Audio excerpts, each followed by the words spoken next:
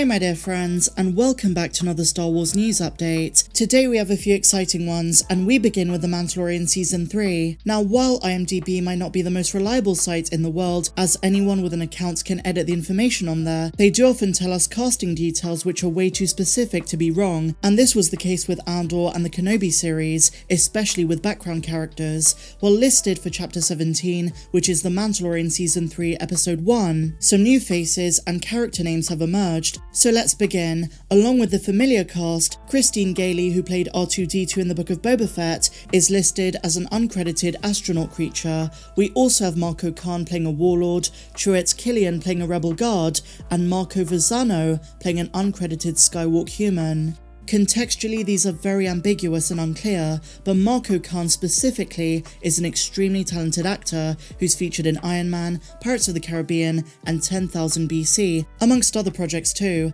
while Christine Gailey is already iconic as the new actress taking on the role of R2-D2 after Kenny Baker and Jimmy V. She's playing a separate alien creature in Mando, but having her on set in Season 3 and having her involved means she might also play R2-D2 if of course Luke Skywalker shows up again. Returning cast members who are confirmed outside the main characters include Omid Abtahi as Dr. Pershing, Katie O'Brien as Gideon's comms officer, Paul Sung-Hyun Lee as Carson Teva, and Amy Sedaris as Pelimoto. This is the way. As you guys know, here in the Mandalorian community, we're all super excited for Season 3.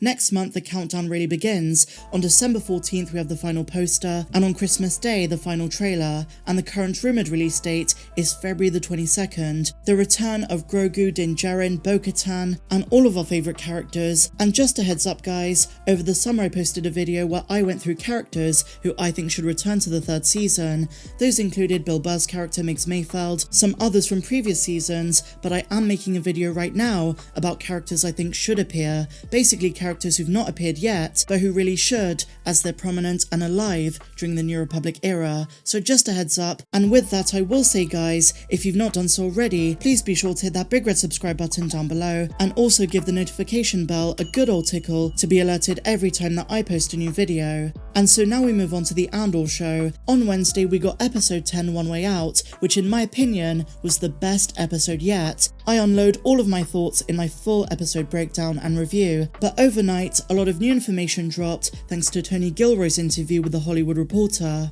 Andor creator Tony Gilroy talks Luthen Rael's future and being surprised by certain Easter eggs. This really is the most comprehensive and telling interview the showrunner's done, and he answers so many big questions. So before diving into it guys, this is your spoiler warning, because we do have reveals for episode 10 and beyond, so turn away now if you don't want to know about them, but otherwise, let's get into it. Amongst the questions he answers are if Kino survived, where Luthen's story goes now, and if he had other Rogue One spin-offs in mind. I'm just going to be highlighting the juicy bits to save you from any fluff, just the meat and potatoes as always. So the first question worth discussing is when he's asked about Dedra Meero. The Hollywood Reporter say the following. This is the interviewer. I'm stunned by how much I enjoy watching ISB supervisor Dedra Meero. So why did you want to put the audience in the shoes of a fascist? And here's what Tony says. Well, I want to be in everybody's shoes. The whole gig is empathy. I mean, that's what the gig is. If you're going to do it well, you've got to be with everybody. I can't imagine writing a character where I couldn't get behind their point of view for the moment I was with them. When we wrote her and built her out, we had the exact same experience that the audience is having. We were like, oh my god, she's this woman who's trapped in this thing, and there's only one other woman who works there. She's also working harder than everybody else, and she's getting no credit. She's a freaking underdog. We're rooting for her, so how do we make her strong? And then we got to Ferrex, and we're like, oh my god, look at her. What is she doing? There has to be another term for walking in someone's shoes. You don't have to endorse somebody's thinking, philosophy, sadism, or whatever, but you've got to get in there and be with them if you really want to have a strong character. And that is the beauty of Tony Gilroy's writing. He's made us genuinely care about these characters who are new, who otherwise we wouldn't care about. In other projects, these kind of characters have been background characters, but we go on this journey with them, and that's why they're so fascinating. So next up he talks about Cyril, who many fans assume, as well as Carl Solo himself, that Cyril is a fascist. Just like Dedra, they're two sides of the same coin. But Tony says otherwise. He says, quote, I don't know if he's confessed love loved her yet, or if he will, but he's not a fascist. He's unformed really. He obviously likes rules, he likes order. We see the chaotically emotional landscape that he's been brought up in, and the simplicity of things being the way they're supposed to be, and people doing their job is what keeps him sane. Fighting chaos is what keeps him sane,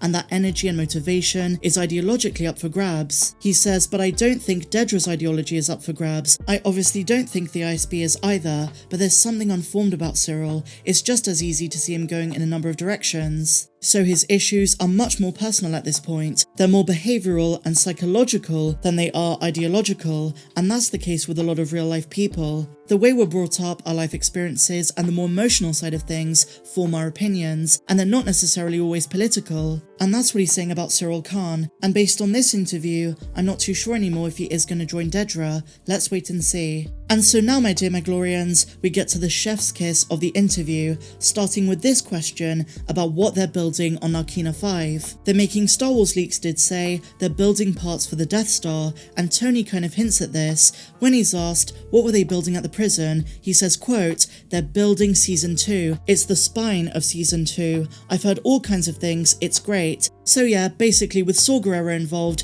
in a bigger role in Season 2, with all of the ties to Star Wars Rebels and Rogue One, in my opinion they are building parts for the Death Star, which is really ironic considering Cassian helped to build the laser that's going to kill him on Scarif. Tony says there's a lot of things that need to be built, and there's an incredible amount of material. So to me, what they're building is not as important as the scale of it. There you go guys, right there is the key. So then he's asked about Luthen and his future, and Tony confirms he is going to be in Season 2. He is not dying in the next 2 episodes, in the 2-part finale. He's gonna make it, guys. This is what he said.